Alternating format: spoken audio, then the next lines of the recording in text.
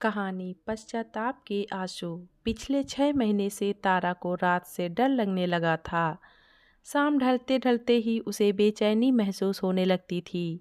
तारा के बेटे कनिष्क को 6 महीने पहले अचानक हार्ट अटैक आया और हॉस्पिटल ले जाने के बाद पता चला इस अटैक के साथ उसके दिमाग पर भी असर पड़ा है।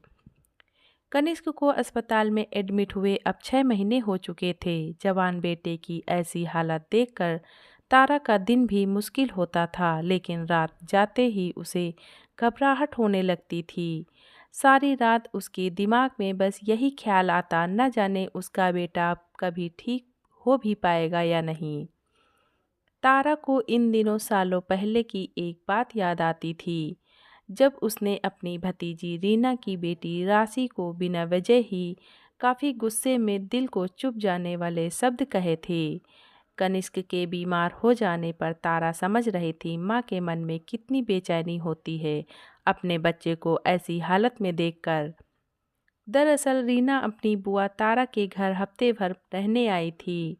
राशि के इलाज के लिए तारा के शहर में काफ़ी बड़ा अस्पताल था, इसलिए रीना ने सोचा बुआ के घर रहकर एक हफ्ते में कोई अच्छा सा ठिकाना तलाश कर लेगी।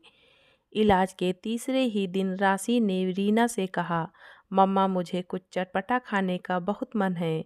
तारा सब सुन रही थी। इसी बात पर उसने राशि को जोर से डांट कर कहा, तेरा इलाज चल रहा है और तू चटपटा खाने का सोच रही है।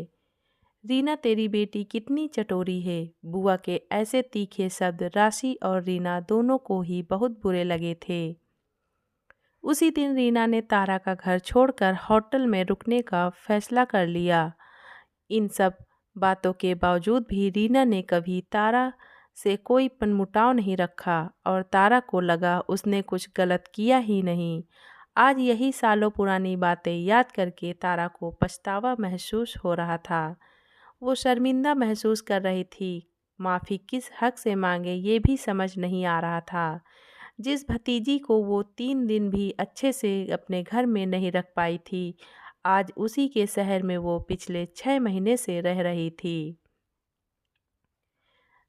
जिसमें एक दिन भी ऐसा नहीं गया जब रीना कनिष्क को देखने ना आई हो। कनिष्क को लिक्विड डाइट पर रखा गया था, इसलिए रीना उसके लिए घर से सूप, जूस और दाल का पानी लेकर आती थी। तारा को अपना किया हुआ खराब व्यवहार बेचैन कर रहा था। आज हिम्मत जुटाकर उसने रीना से माफ़ी मांगने का फैसला कर लिया था। जब रीना हॉस्पिटल आई तो तारा ने उसे कसकर गले लगा लिया और सिसकियां लेते हुए रोने लगी। उसने रीना से माफ़ी मांगनी चाही तो रीना ने उसके मुंह पर हाथ रख दिया। रीना ने कहा, बुआ जी सालों पहले जो हुआ उसे भूल जाइए। मेरे मन में आपके लिए कोई गुस्सा नहीं है। मैं कनिष्क को ये सूप पिला देती हूँ। इसकी पसंद का चटपटा सूप है। चटपटा ये शब्द सुनकर तारा की आंखों में पश्चाताप के आंसू आ गए। यही शब्द तारा ने नफरत में राशि के लिए कहा था, लेकिन आज रीना ने इसी शब्द में प्यार घोल दिया था। तारा प्यार से कनिष्क को सूप पिलाती रीना को देखकर सोचने लगी, कितना फ़र्क है मेरी और रीना की सोच में। धन्यवाद।